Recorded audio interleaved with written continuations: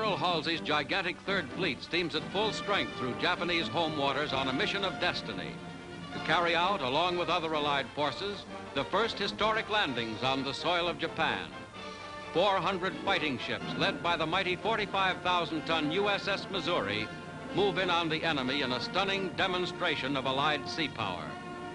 The fleet that the Japanese meant to destroy forever at Pearl Harbor comes back to stay. Admiral Halsey and the officers and men of the United States Navy are nearing the final goal.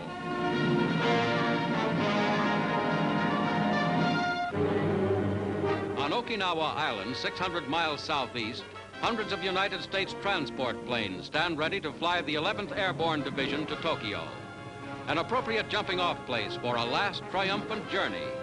Here on bloody Okinawa, the Japanese made their final desperate stand. Here, at cruel cost, they were at last smashed. The 11th Airborne's planes pass by Mount Fujiyama, occupation bound.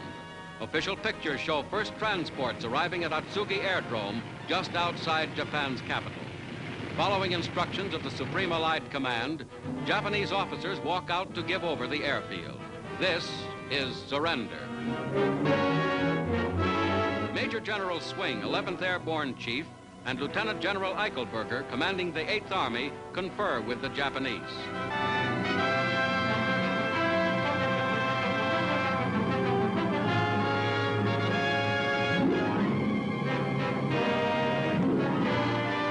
Over Atsugi, first of thousands of Japanese positions, a new flag waves.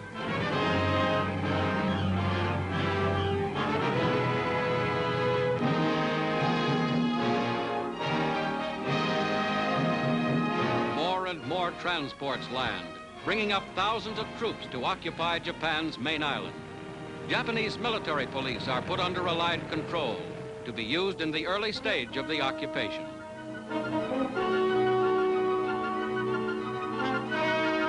Atsugi Airfield bears the marks of the terrific punishment administered by B-29s and carrier planes.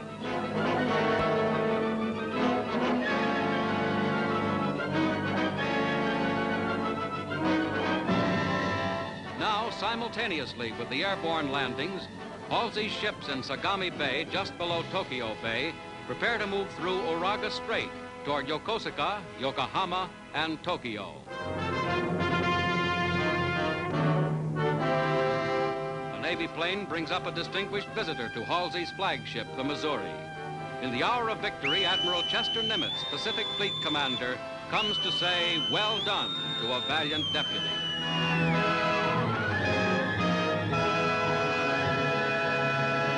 Still acting on the prearranged MacArthur terms, a group of Japanese harbor pilots comes alongside the cruiser San Diego for the trip through Uraga Strait. The San Diego is the flagship of the specially created Task Force 31, Admiral Badger commanding, which will land American Marines and sailors inside Tokyo Bay.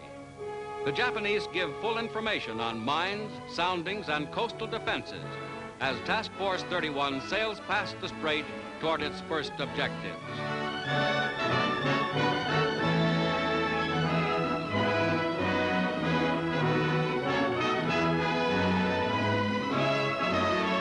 The wreckage of Japanese sea power is everywhere.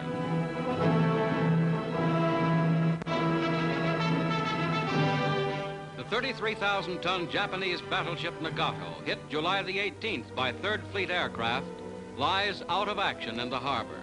But some of her guns may still be dangerous. Ship and crew are taken in custody by the Navy.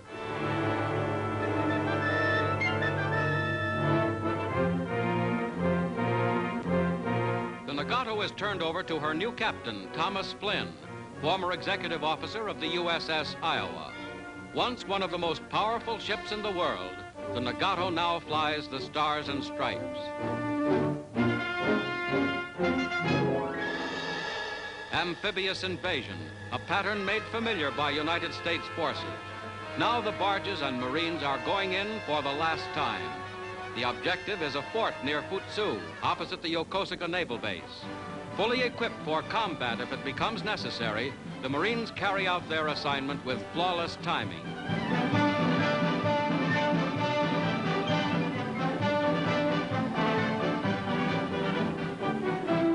across the bay at Yokosuka itself, still more Marines, part of a total landing force of 10,000, press into shore to take possession of the important naval base in the name of the United Nations.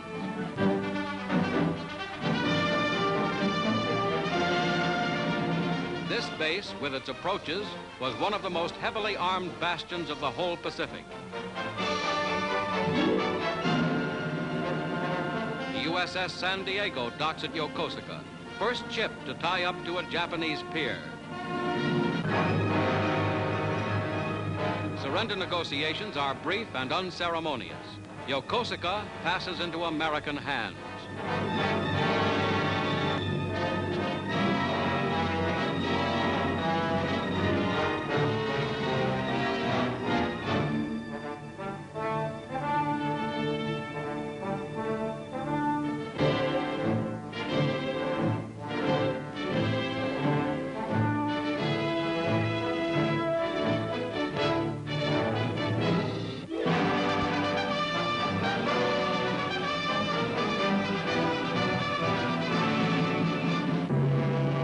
At Atsuki Field, airborne troops are still flocking in.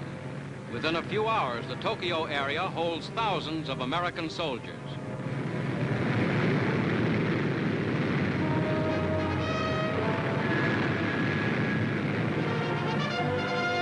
Quickly, the airborne troopers leave their planes and assemble for deployment.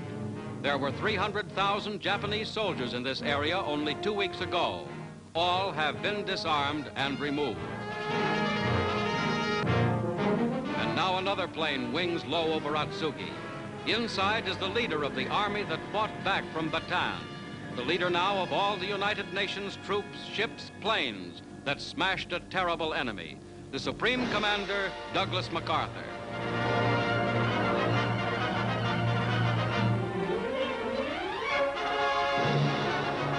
General MacArthur is greeted by the leader of his 8th American Army, General Eichelberger, hero of New Guinea and Manila.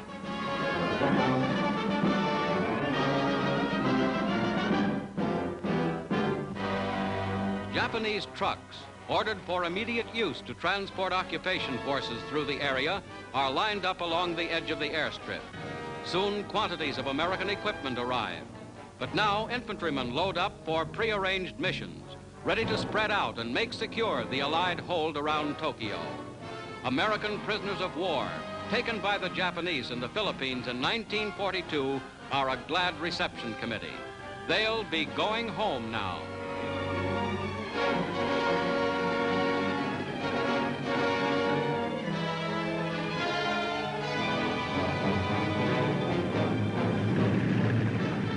MacArthur inspects the Atsuki Air Base. A happy, victorious day for the Supreme Commander and for millions upon millions of the peoples of the world.